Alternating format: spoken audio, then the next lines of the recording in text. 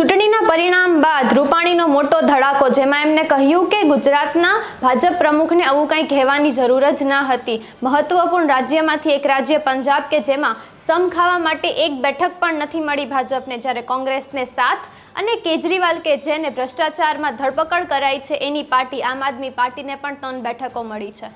નમસ્કાર, ટકાટક મીડિયા સાથે હું હેમાંગી બા.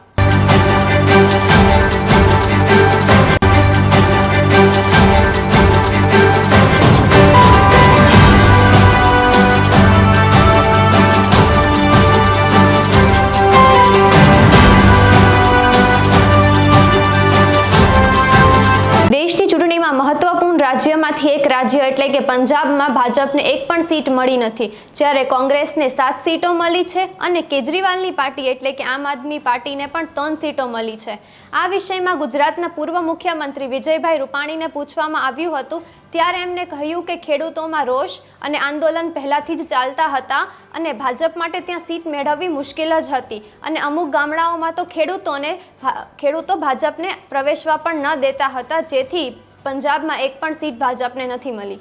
ઉત્તર પ્રદેશમાં રામ મંદિરનું નિર્માણ, રામલલ્લાની પ્રાણ પ્રતિષ્ઠા બાદ ભાજપે એવું ધાર્યું હતું કે ત્યાંના હિન્દુઓના મોટા ભાગના મતો તેમને મળશે, પણ ઉત્તર પ્રદેશમાં પણ તેમને બહુ મોટું નુકસાન થયું. આ વિષયમાં રૂપાણીને પૂછ્યું ત્યારે એમને કહ્યું કે ઉત્તર પ્રદેશના પક્ષમાં એક બહુ મોટો પ્રોબ્લેમ ચાલી રહ્યો છે કે જેના ઉપર અત્યારે કંઈ કહી શકાય એમ નથી, પણ થોડા સમયમાં જાણી શકાશે.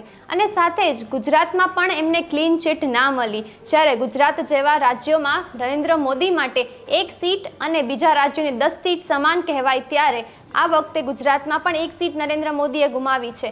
આ વસ્તુ ઉપર રૂપાણીએ એવું કહ્યું હતું કે આ એક આશ્ચર્યજનક વસ્તુ છે. જ્યારે અમે પરિણામ પહેલાં 400 બેઠકથી વધારે બેઠકો અમને મળશે એના નારા લગાડી રહ્યા હતા, જ્યારે દિલ્હીમાં તો 7 બેઠકો મળી, પરંતુ મુંબઈમાં અને મહારાષ્ટ્રમાં 1 જ બેઠક મળી, સાથે પંજાબમાં 1 પણ બેઠક ના મળી અને ઉત્તર પ્રદેશમાં પણ ભારે નુકસાન થયું. આ ભાજપ માટે એક આશ્ચર્યજનક વસ્તુ હતી. ગુજરાતમાં 5 લાખની લીડનું સપનું સાકાર ના થયું. સૌરાષ્ટ્ર અને કચ્છની 8માંથી 1 પણ બેઠકમાં 5 લાખની લીડ નથી મળી, જ્યારે રૂપાણીએ આ વસ્તુ પર એમ કહ્યું કે જ્યારે ભાજપના પ્રમુખે આ લક્ષ્ય આપ્યું હતું કાર્યકરોને, ત્યારે આ લક્ષ્ય આપવાની કોઈ જરૂર જ ના હતી.